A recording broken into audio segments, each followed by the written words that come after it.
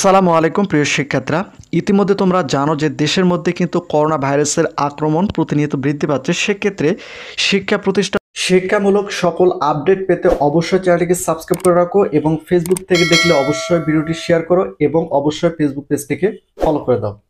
বন্ধ হবে কিনা বা শিক্ষা প্রতিষ্ঠান যদি খোলা থাকে সেক্ষেত্রে তোমাদের কি কি কাজ করতে হবে এই বিষয়ে কিন্তু মাউসি থেকে একটা নোটিশ প্রকাশ করছে, তোমরা এখানে দেখতে পাচ্ছ।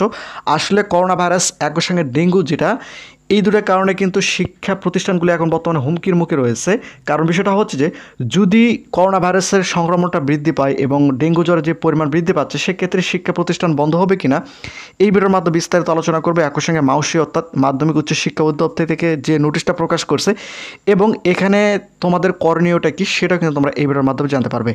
তো এখানে যদি তোমরা একটু লক্ষ্য করে দেখো, সারা দেশে করোনা ভাইরাসের নতুন সব ভেরিয়েন্ট এবং সংক্রমণ বৃদ্ধি পাওয়ার সতর্কতামূলক ব্যবস্থা গ্রহণ এবং ডেঙ্গু সহ মশাবাহিত অন্যান্য রোগ প্রতিরোধ লক্ষ্যে সুপারিশ প্রদানের জন্য ডেঙ্গু সচেতন ভবিষ্যতে করণীয় সংক্রান্ত সবার সিদ্ধান্ত বাস্তবায়ন।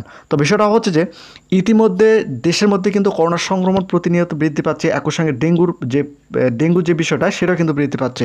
তো এগুলো নিয়ে শিক্ষা মন্ত্রণালয় কী চিন্তা ভাবনা করছে সেটা একটু তোমাদের পরিষ্কার করে দেয় এবং তোমাদের শিক্ষা প্রতিষ্ঠান আসলে কি বন্ধ হওয়ার সম্ভাবনা রয়েছে কিনা সেটা কিন্তু তোমরা এখানে জানতে পারবে।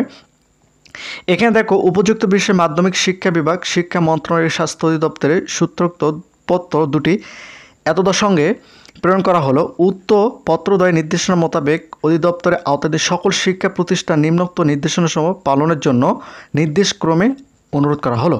অর্থাৎ প্রতিটি শিক্ষা প্রতিষ্ঠানে কিন্তু এই নির্দেশনাগুলো মানতে হবে।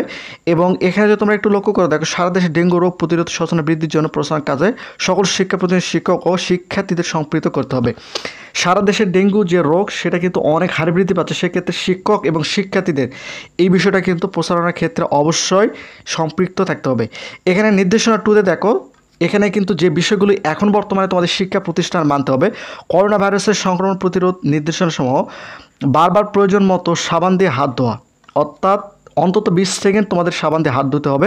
প্রত্যেকটা শিক্ষা প্রতিষ্ঠান কিন্তু খোলার পর এই নিয়ম নীতি চালু করতে হবে প্রতিটা শিক্ষা প্রতিষ্ঠানে এবং এটা কিন্তু পর্যবেক্ষণ করবেন। জনসমাগম এড়িয়ে চলা এবং বাইরে বের হলে মুখে মাস্ক পরা, অর্থাৎ আবারও পুনরায় মুখে কিন্তু মাস্ক পরতে হবে, এটা কিন্তু এখানে উল্লেখ করা হয়েছে।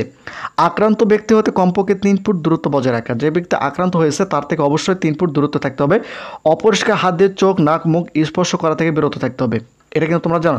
হাসি কাশির সময় বাহু টিস্যু কাপড় দিয়ে নাক মুখ ঢেকে রাখা, এগুলো কিন্তু এখন বর্তমানে তোমাদের শিক্ষা প্রতিষ্ঠানে এই কয়েকটা, অর্থাৎ টোটাল এই 5টা বিষয় কিন্তু তোমাদের এখন শিক্ষা প্রতিষ্ঠান প্রত্যেক দিন কিন্তু অনুষ্ঠিত হবে বা প্রত্যেক দিন কিন্তু এই 5টা বিষয় কার্যক্রম তোমাদের স্কুলে কিন্তু হবে, স্কুল, কলেজ, মাদ্রাসা অর্থাৎ শিক্ষা প্রতিষ্ঠানে। এখানে কিন্তু টোটালি এটা মাধ্যমিক শিক্ষা অধিদপ্তর থেকে এবং মাউসি থেকে কিন্তু এই নোটিশটা প্রকাশ করছে। এই 5টা কাজ অবশ্যই বাধ্যতামূলক তোমাদের করতে হবে, যেটা ইতিমধ্যে জানিয়েছে।